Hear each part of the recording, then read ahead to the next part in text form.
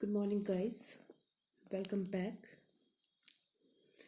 आज हमारा नेक्स्ट का टॉपिक है सक्सेसिव आयनाइजेशन एनर्जी। आपने आयनाइजेशन एनर्जी कर ली होगी कि आयनाइजेशन एनर्जी क्या होती है। आज हम करेंगे सक्सेसिव आयनाइजेशन एनर्जी। ठीक है, आयनाइजेशन एनर्जी क्या होती थी आपके पास? It is the amount of energy required to remove the electron. कौन सा इलेक्ट्रॉन? Outer electron. ठीक है, ionisation is energy it is the process of removal of electron from outer. Okay, which electron? That one is your outer electron from valence shell from a isolated gas state. Okay, जैसे कि आपके पास suppose Na electron configuration 1s2 2s2 2p6 3s1। ठीक है, वो energy जो outer most electron को बाहर निकालने में लगती है उसको हम आयनाइजेशन एनर्जी बोलते हैं। ठीक है, तो सक्सेसिव आयनाइजेशन एनर्जी क्या हुई? सपोज करो आपने बाहर वाला इलेक्ट्रॉन निकाल दिया, उसके बाद आपको नेक्स्ट इलेक्ट्रॉन निकालना है। तो नेक्स्ट इलेक्ट्रॉन कहाँ से निकालेंगे? 2p से। तो जब 2p से एक इलेक्ट्रॉन आप निकालोगे और यहाँ पे 2p5 बच जाएगा। ठीक है, उसके लिए जो एनर्जी चाहिए वो आपके पास हो गई सक्सेसिव आयनाइजेशन एनर्जी। ठीक है, तो आयनाइजेशन एनर्जी क्या है आपके पास? Energy required to remove the electron from valence shell in gaseous state. ठीक है, अगर उसके भी इनर से आपने इलेक्ट्रॉन निकालने हैं तो उसको बोलते हैं हम सक्सेसिव आयनाइजेशन एनर्जी।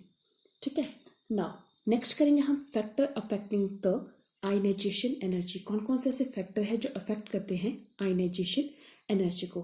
तो फर्स्ट फैक्टर है साइज ऑफ एटम।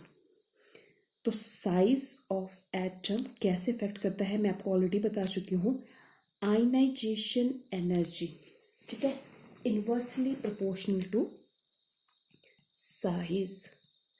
अगर साइज आपका इंक्रीज करता है तो आयनाइजेशन एनर्जी उल्टा इफेक्ट डिक्रीज करेगी, और साइज अगर डिक्रीज करता है आयनाइजेशन एनर्जी आपकी इंक्रीज करती है। तो this is the effect.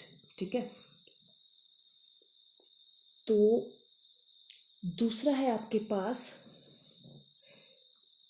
Charge on nucleus.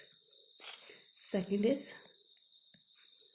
Charge on nucleus. अब न्यूक्लियस पे दो ही चार्ज होंगे, या तो चार्ज आपका क्या होगा? चार्ज फॉर सी, चार्ज आपका ज़्यादा होगा, या तो चार्ज आपका कम होगा। देखो, चार्ज अगर ज़्यादा होगा, ठीक है, तो न्यूक्लियस आउटर इलेक्ट्रॉन को ज़्यादा अपनी तरफ खींचेंगे। ठीक है, तो आयनाइजेशन एनर्जी क्या लगेगी? वो भी ज़्यादा लगेगी, आयनाइजेशन एनर्जी ज़्यादा लगेगी। चार्ज जितना कम होगा आयनाइजेशन एनर्जी भी क्या लगेगी? उतनी कम लगेगी।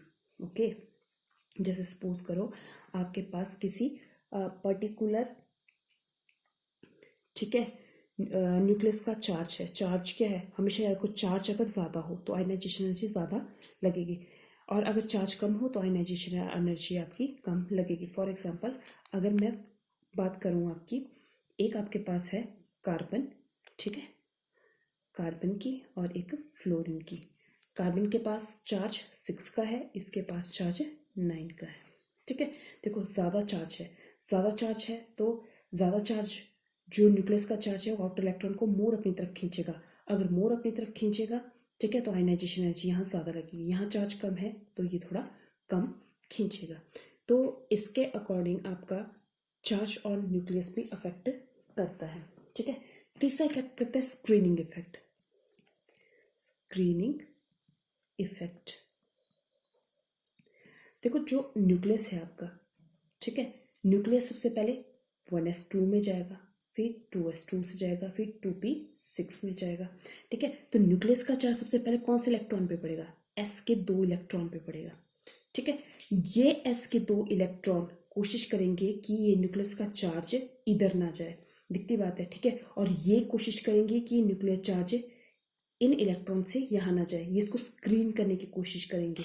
ओके, जैसे सपोज करो आपको भी पता है, जैसे एक आदमी खड़ा है, इसके पीछे अगर दूसरा आदमी खड़ेगा तो हम क्या बोलेंगे, पहले आदमी ने दूसरे आदमी को स्क्रीन करके रखा है, ठीक है, इसके पीछे छुप गया है। वैसे ही जब न्यूक्लियस होता है, न्यूक्लियस के आगे जो एक इलेक्ट्रॉन है, फिर दूसरा इलेक्ट्रॉन है, फिर तीसरा इलेक्ट्रॉन है, ये इलेक्ट्रॉन स्क्रीन करता है चार्ज को यहाँ आने के लिए। तो सबसे ज़्यादा चार्ज इसकी आएगा इधर, ठीक है, सबसे ज़्यादा चार्ज यहाँ जाएगा, इधर थोड़ा कम जाएगा, इधर और कम जाएगा, और नेक्स्ट इलेक्ट्रॉन की तरफ और कम जाएगा, और लास्ट इलेक्ट्रॉन की तरफ बहुत ही कम जाएगा। इसको बोलते हैं स्क्रीनिंग इफेक्ट।